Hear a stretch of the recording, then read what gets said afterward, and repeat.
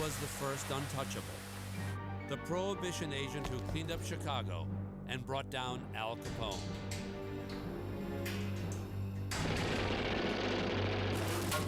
He became a legend.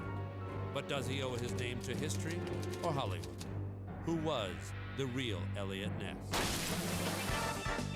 In between the world wars, America faced its own war, a war on crime. During Prohibition and the Depression, gangsters thought they were untouchable. But a new breed, men like Eliot Ness, showed America how to fight back.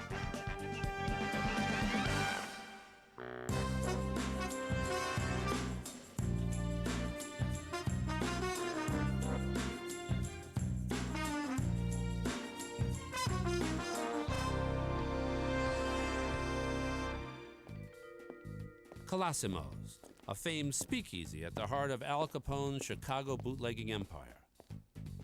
It's 1931, the 12th year of America's prohibition against alcohol.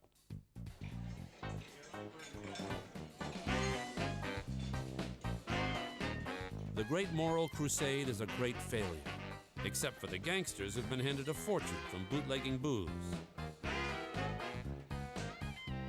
In Chicago, as elsewhere in America, prohibition is held in contempt.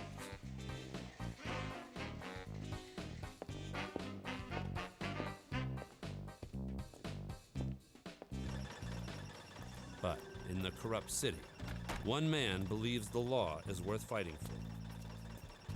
Outside Colosimo's, watching, there's a 27-year-old prohibition agent dedicated to bringing down Al Capone, Eliot Ness.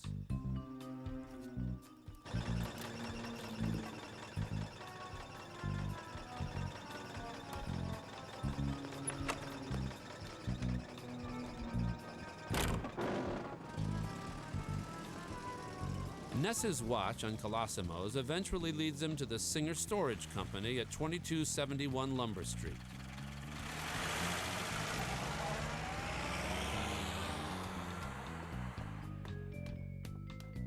Ness assigns a man to watch the building. The surveillance confirms it's one of Capone's breweries. No Capone brewery has ever been successfully raided.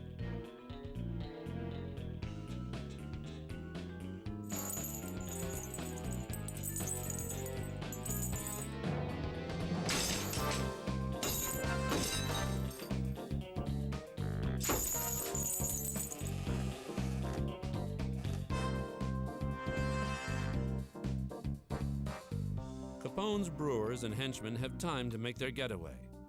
Ness confiscates booze and valuable equipment, but his first raid has not been a success.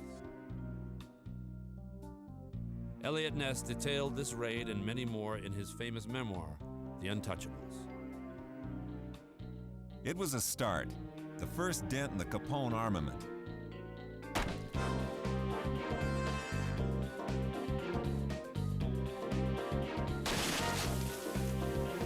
But I wasn't satisfied. We had taken no prisoners. From now, I decided it would be different. Eliot Ness's campaign against Capone has now become a crusade. Eliot Ness was different. He thought there was a higher calling. He thought that he really represented all that was good about America in an era when evil was sweeping the nation. And I think ultimately, Ness saw himself as the symbol of good and saw Capone and his outfit and what he represented as the symbols of evil. It was a mission to him.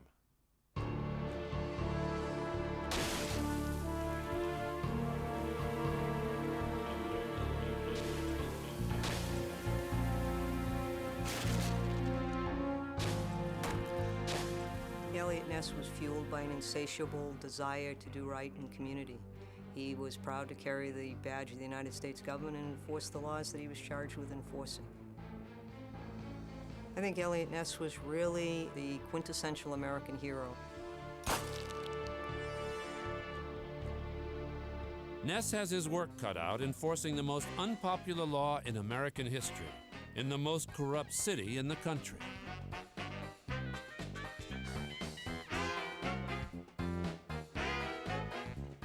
With 20,000 speakeasies, Chicago is wetter, it's said, than the Atlantic Ocean. A hustling, bustling place where most people enjoy a drink. It's a city where gangsters are more popular than the cops. A prohibition officer in Chicago was more or less a laughingstock. The pay was poor. Not only were you very unpopular in doing your job, since the majority of the public was opposed to prohibition and drank, you also found yourself up against underworld influences. Bribery. If you did not accept a bribe, you could face very severe consequences. So to have an honest prohibition agent, let alone an educated agent committed to his job, was a real rarity in Chicago. That's one of the things that made Eliot Ness special. Eliot Ness was incorruptible. As he tracks more barrels, Ness uncovers another brewery on the city's south side. Now, he's better prepared. No one's gonna get away this time.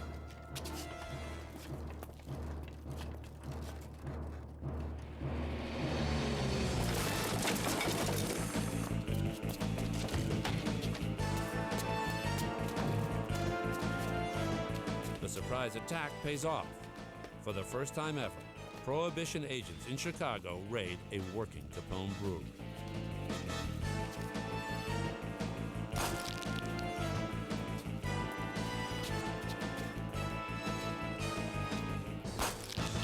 The audacity of Ness's raids catches Capone's organization off guard. More beer is destroyed, equipment confiscated, and men arrested. Ness is knocking off breweries with headline-grabbing regularity.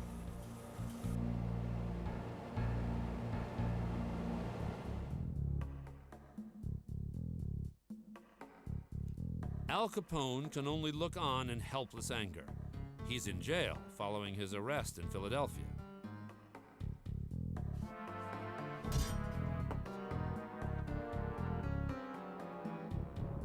The Philadelphia episode in Capone's life is one of the most curious of all. The facts are that he was arrested for carrying a gun, a concealed weapon in Philadelphia, and then was convicted and sent to jail and spent some time in jail. Now, this actually worked to Capone's advantage.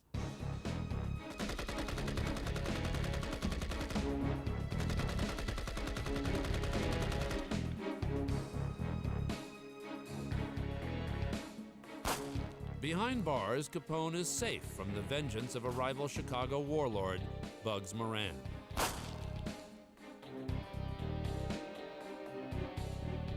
Moran had lost 7 men in the worst gangland slaying in American history.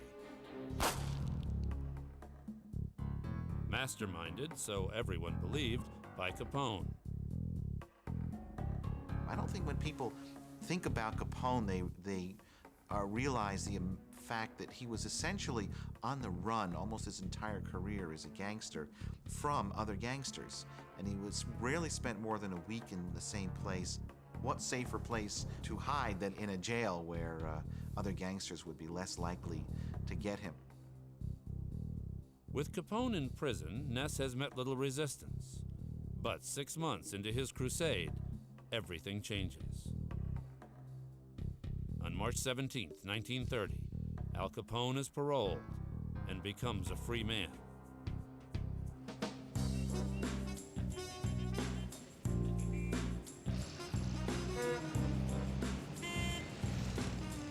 Ness recalled in his memoir. There was wild excitement in Chicago as the public and the underworld awaited the homecoming of the Scarface chieftain, who ruled the city with an iron fist and a glove of steel. He is only 31 years old, but already Al Capone is the most famous criminal in America. The kingpin of a crime network that dominates Chicago and generates an annual income of over $100 million. Think of local utilities in a city, and in this case, the utilities were the ones supplying booze and gambling and prostitution to various neighborhoods. It was always that trinity of vice. In fact, in most saloons, you would find alcohol on the first floor, gambling on the second floor, prostitution on the third floor. Capone used the cash from his vice operations to buy protection. It was very easy to bribe cops. Many politicians were corrupt. At one time, Capone himself had the governor of Illinois, the mayor of Chicago, and one of the two senators from Illinois all on his payroll.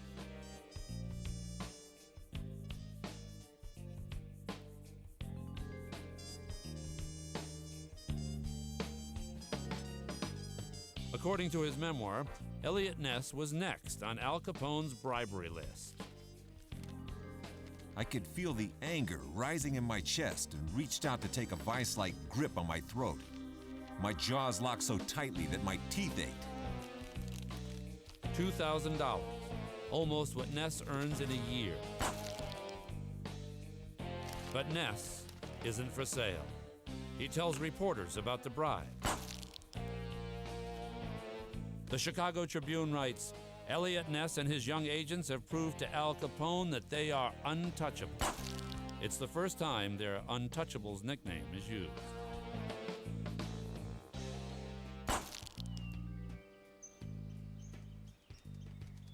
Yet the Untouchables legend wasn't born on the streets of Chicago, but years later in Pennsylvania, where Ness wrote his memoirs shortly before he died.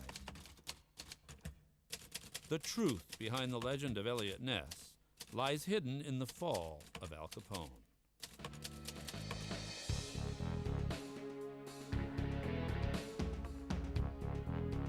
At the height of his power, Capone sowed the seeds of his own downfall through an event that shocked the world.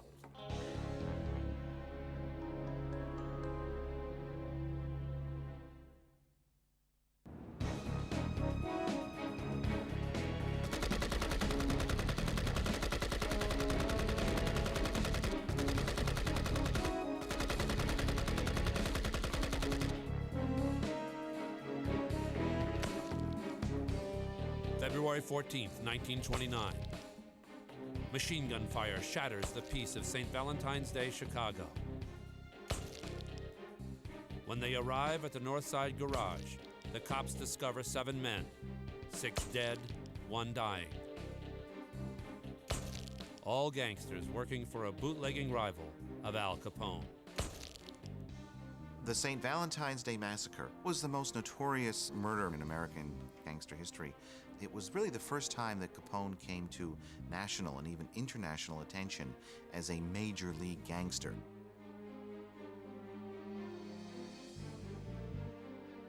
The first reporter on the scene is City News Bureau man Walter Trohan. They had been shot, just half a dozen of them lying there, some of them with their heads, top of their head blown off.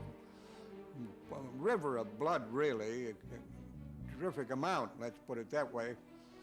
And a wild German shepherd going crazy at the end of a chain, lunging at anybody and everybody.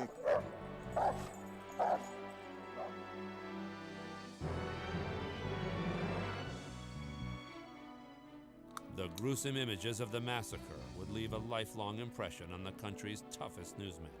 I saw bodies there, and a police dog. Blood splattered all over the place. While being a newspaper photographer, you don't even think about that. I got on top of a truck and shot down about a half a dozen different photographs. Then I was taking photographs of the bodies being carried out and putting into ambulances. Naturally, later on, you figured, oh my God, that place was bloody. And that poor dog that was there was the only thing left alive there.